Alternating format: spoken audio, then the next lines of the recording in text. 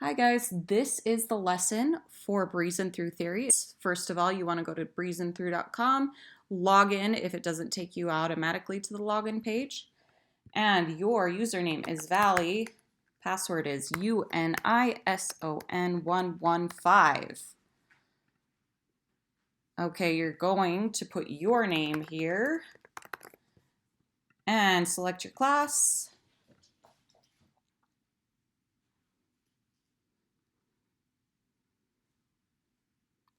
And then we are going to go to the next gen edition.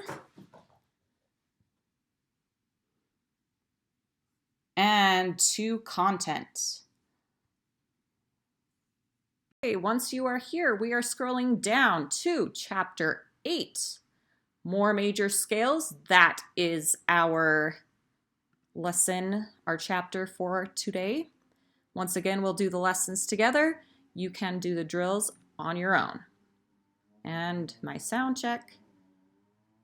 I do the sound check because sometimes the sound does funny things on my computer and I have to restart the browser. All right, so we've got 3 lessons here, starting with circle of force. Here we go.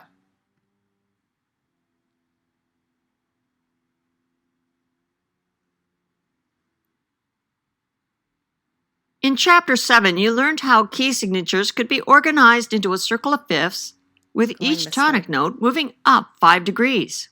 Here's another way of looking at it. Going backwards. If you move in the opposite direction, counterclockwise, the tonic note is moving up 4 degrees.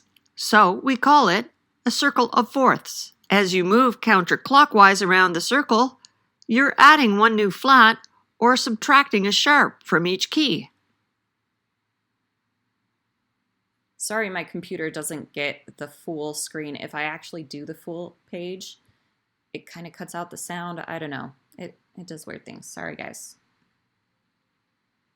Here's the bass clef circle of fourths. Same thing.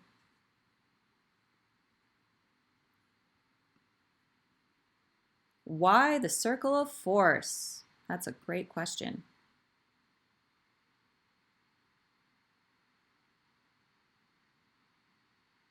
And maybe it will answer.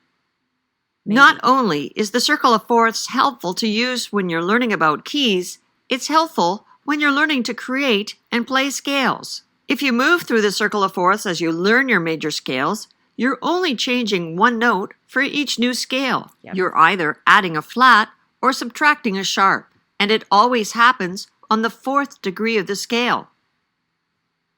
Yep, so B flat, you have B flat, E flat. Then we go up to here, you're adding A flat. So now you have B flat, E flat, A flat.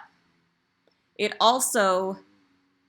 sounds good when you play them in this order. I'm just gonna leave it at that. Okay, hearing scale degrees.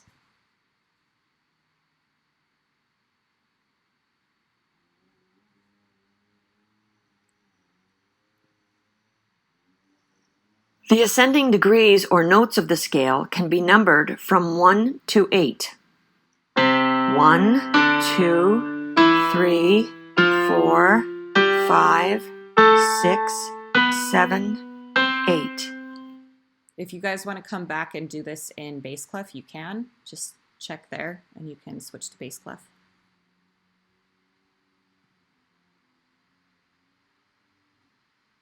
In each one of these examples, you'll hear the sound of the first note of the scale, and then you'll hear the other note from the scale.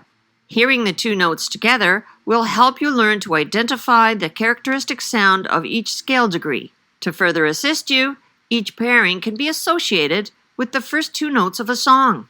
Have a listen. This interval is just the same note, unison. And she used a new word there, interval, that we haven't really talked about. That means the space between 2 notes. And the song there. A deer.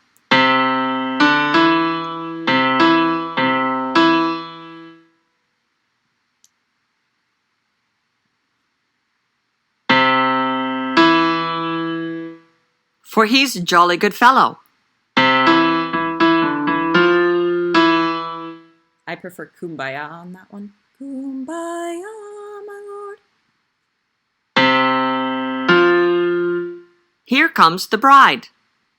A few others you could do Amazing Grace. Amazing Grace. Or the Harry Potter theme. Da da da da da da da da.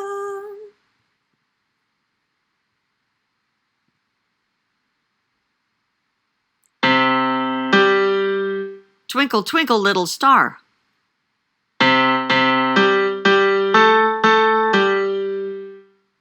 I like to use Star Wars on that one. Bum, bum, ba, ba, ba, ba, bum.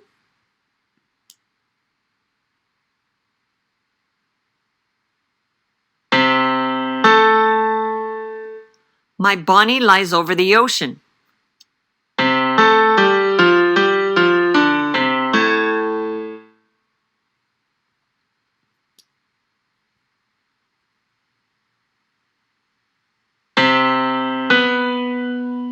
Don't Know Why by Nora Jones.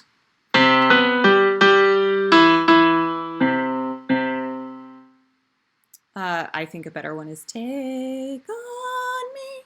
That old 80s song. It's pretty great. Somewhere Over the Rainbow.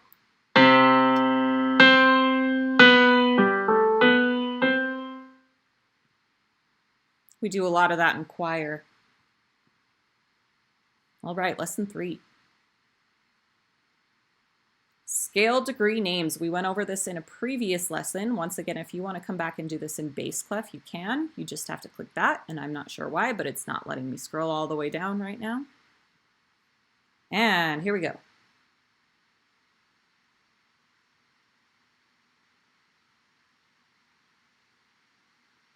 Here are some tricks to help you remember the order of the degree names. First of all, just focus on 1, 3, and 5, the tonic, mediant, and dominant. Then, notice that the super means above, as in supertonic, number 2. Sub is below, as in subdominant, number 4. And the leading tone, number 7, leads to the tonic.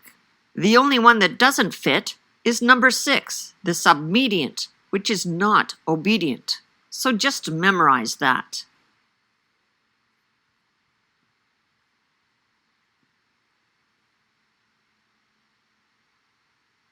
To find a scale degree on a piano, first locate the tonic note, then count up or down to the scale degree. In this example, it's the mediant, so that is 3. Then think of the key signature to determine whether the note is a flat, sharp, or a natural note. Or think whole, whole, and then you get your half there because you know the order of the major scale. Whole, whole, half, whole, whole, whole, half. All right, where is the note? Subdominant of F. Think back. Can you remember what subdominant is? Dominant means 5. Sub means below. So this would be, you're trying to find the 4th note of F. See if you do it before she does it.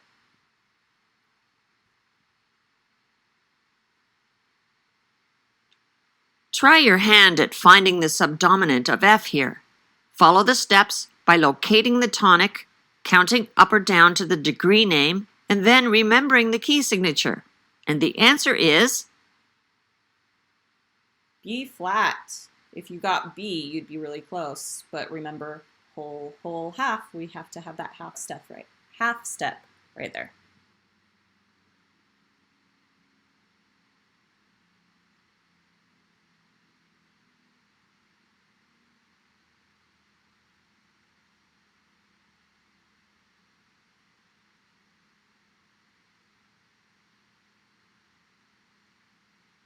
All right, guys, that's it for the lessons. Scroll down, do the drills on your own. If you find that some of them are really hard, don't try and redo them like 6 times. Do them until you feel like you've learned something and then submit. Even if you get a lot wrong, you'll still get credit for it. Okay, guys? If you have any questions, you need some help, email me. I'll get back to you quick. Okay, bye, guys.